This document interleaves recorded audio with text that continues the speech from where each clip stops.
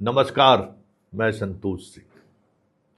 पूरे देश में प्रश्न पत्र लीक को लेकर घमासान चल रहा है।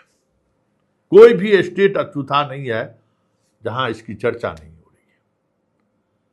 तमिलनाडु ने तो नीट से ही अपने आप को अलग करने का बिल पारित कर दिया है। पंजाब देख ही रहे हैं, हरियाणा देख ही रहे हैं, झारखंड देख ही रहे हैं, यूपी में सुगबुगाहट शुरू है ही। इसके बावजूद भी सरकार सूद लेने को तैयार नहीं है। सरकार को लगता है ना कि छात्रों के बीच ज़्यादा से ज़्यादा लाभुक योजनाओं को पहुंचाते रहो। फर्स्ट डिवीज़न, लैपटॉप, 50,000, 10,000, पैसे के सहारे छात्र को इन बुनियादी सवालों से दूर रखो और फिर जो खेल चल रहा है वो खेल चलता रहेगा। दरोगा बहाली में मेंस परीक्षा को लेकर कई दिनों से छात्र आंदोलन पर है। हर किसी के दरवाजे पर जाकर वो दस्तक दे चुका है। शुरुआती दौर में लगा कि कैंसिल होगा क्योंकि प्रश्न पत्र पब्लिक डोमेन में आ गया था। 2 जगह केस भी दर्ज हुए थे। छात्र सबूत लेकर घूम रहे थे कि देखिए क्या हो रहा है। धीरे धीरे धीरे धीरे मतलब जो नेताओं की आदत है ना कि थकाओ जरा, थक जाएगा ना अपने घर जाएगा। लेकिन इस बार दरोगा बहाली वाले छात्र थकने को तैयार नहीं थे। पहुंच गए हाई कोर्ट और हाई कोर्ट ने परसों इस पर सुनवाई कर ली और 3 सप्ताह के अंदर दरोगा बहाली का जो बोर्ड है उसको उन्होंने जवाब मांगा है। कल अखबार में देख लीजिए, कल अखबार में खबर छपी है कि छात्रों का क्या आरोप है, किस तरीके की अनियमितता का आरोप है। अब बताइए कि हाई कोर्ट पहुंच रहा है छात्र चंदा ले लेके।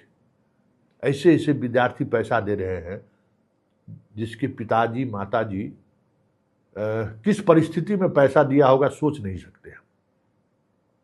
और यहाँ वकील क्या क्या लेते हैं सो जानते ही हैं। छात्र का मसला है तो हम लड़ लें, इस जिगरा का वकील पटना में नहीं है, उससे और ज़्यादा पैसा वसूल लेगा। एक बार में 4 लाख 5 लाख दे दो, हम तुम्हारा केस लड़ लेंगे। तो अब क्या कीजिएगा, छात्र चंदा वसूली करके वकील साहब तक पैसा पहुंचाता है। और यहाँ पर देख लीजिए कि सारी चीज़ें जब 3 सप्ताह में जवाब देना है तो इंतजार करने के बजाय कल ही देख लीजिए बोर्ड जो है सो दौर की तिथि घोषित कर दिया। कितनी इतनी जल्दबाजी है। जिस परीक्षा के को लेकर छात्र उत्तेजित है, छात्र सवाल खड़े कर रहे हैं, उस परीक्षा को कितना जल्दी निपटा दें, उस परीक्षा की कितना जल्दी रिजल्ट जारी कर दें, यह व्याकुलता दिखाता है कि दाल में कुछ काला है, या यूं कहे पूरी दाल ही काली है। मतलब आज के तारीख में भी किसी भी तरीके की पारदर्शिता का पालन दरोगा बहाली का जो है सो अध्यक्ष हो चाहे आयोग हो, कोई मतलब नहीं है। और जब छात्र जाते हैं उनसे बात करने, उनसे कहने, सरकार के पास जाते हैं तो कुछ सुनने वाला नहीं है। तो इसी तरीके से चीज़ें आगे बढ़ती हैं, आक्रोश बढ़ता है। आप जब बात नहीं सुनेंगे तो फिर वो आक्रोश बढ़ेगा, और फिर आक्रोश बढ़ेगा तो कब कहाँ किस समय जंतर मंतर वाली स्थिति हो जाए अब लोग कह नहीं सकते। क्योंकि इस पीढ़ी ने दिखा दिया है कि आपकी हैसियत क्या है। इस पीढ़ी ने दिखा दिया है कि नरेंद्र मोदी जैसे 56 इंच वाले प्रधानमंत्री को भी लील डाउन कराया जा सकता है। अभी घूम रहे हैं ना, घड़े घड़े घूम रहे हैं ना, जैन जी को भाई आओ हमारे साथ, मोहन भागवत से लेकर नरेंद्र मोदी तक मना रहे हैं। लेकिन सवाल वो नहीं है। सवाल ये है कि कानून आप बना रहे हैं, कानून के सहारे कह रहे हैं कि हम प्रश्न पत्र या सॉल्वर गैंग की जो सक्रियता है उसको हम रोक लेंगे। लेकिन जब बात पारदर्शिता की होती है तो सरकार पीछे हट जाती है।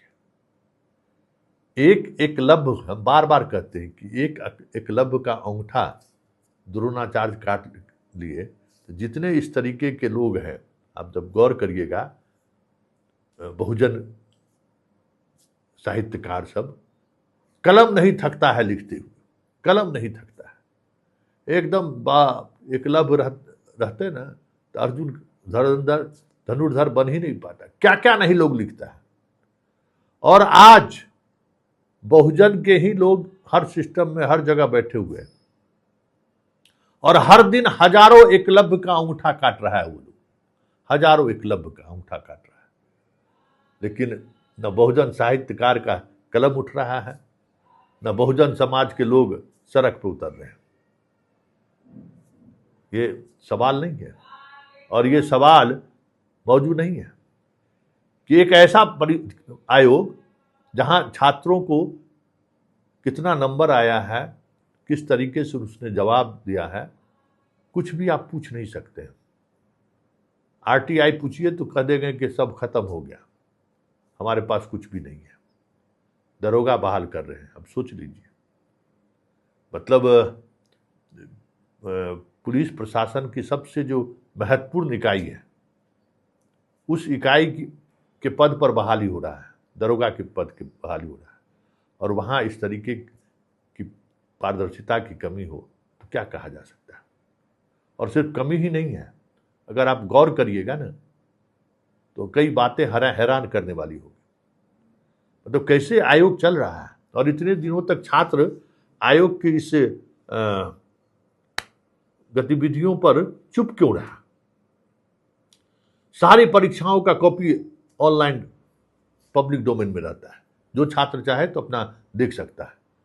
लेकिन यहाँ क्या स्थिति है, यहाँ गजब स्थिति है, कुछ भी आप नहीं देख सकते। बस सिर्फ एक पीडीएफ जारी कर दिया रिजल्ट कि भाई इतना कटअप है और ये लोग जो है सो कंप्लीट किए। भाई जो लड़के लड़कियां कह रही हैं कि नहीं इस कटअप से ज़्यादा मार्क्स हमें आया है, वो चुप क्यों है। कटअप से ज़्यादा मार्क्स को लेकर जब वो सवाल करते हैं तो आयोग कोई जवाब देने को तैयार नहीं है। आयोग किस तरीके से कॉपी जचवाता है, किससे जचवाता है, किसको सही मानता है, ये पब्लिक डोमेन में रहना चाहिए। मतलब छात्रों के बीच तो रहना चाहिए कि छात्र समझ सके कि हम कौन सी गलती किए हैं। कुछ भी नहीं। प्रश्न पत्र भी ये ले लेते हैं, आप समझ जाइए, प्रश्न पत्र भी ये ले लेते हैं कि छात्र प्रश्न पत्र लेके नहीं जाए। और हालात क्या है उस प्रश्न पत्र के ले जाने के बाद, अभी हॉल में परीक्षा शुरू हुई है, पूरे सोशल मीडिया पर प्रश्न पत्र वायरल होने लगता है। कि आखिर वो कैसे वायरल हो रहा है भाई, कैसे परीक्षा के दौरान प्रश्न पत्र सोशल मीडिया पर आ जा रहा है, इसकी जांच नहीं होनी चाहिए। कई तरह के सबूत लेके छात्र घूम रहे हैं, इकोनॉमिक ऑफेंस से लेके सारी जगह पर जा रहे हैं, लेकिन छात्रों की बात सुनने के बजाय छात्रों को बर्बाद करने की धमकी दी जाती है। समय है, सबका समय होता है, अभी यही समय है। यही छात्र अगर इस बात को सोचकर ईवीएम का बटन दबाना शुरू कर दे, एक से एक सरकारें की चूलें जो है चूल चूल, आधे घंटे में वो हश्र होगा ना जिसका कल्पना नहीं कर सकते।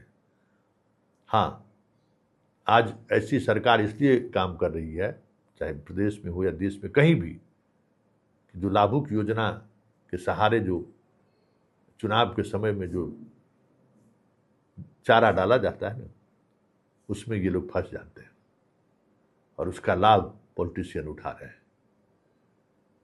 देश और प्रदेश इस तरीके के अपॉइंटमेंट से कितना बड़ा नुकसान झेल रहा है या कितना बड़ा नुकसान आने वाले समय में होने वाला है, इसकी कल्पना लोग नहीं कर पा रहे। चीज़ें बहुत तेजी से बदल रही है और उस बदलाव को सरकार या सिस्टम में बैठे लोग न समझने को तैयार है, न उसको सरोकार करने को तैयार है, न बातचीत करने को तैयार है, न संवाद करने को तैयार है। तो तय मानिए कि हम सब ज्वालामुखी पर बैठे हुए हैं। किसी दिन ज्वालामुखी विस्फोट हुआ तो कोई नहीं बचेंगे।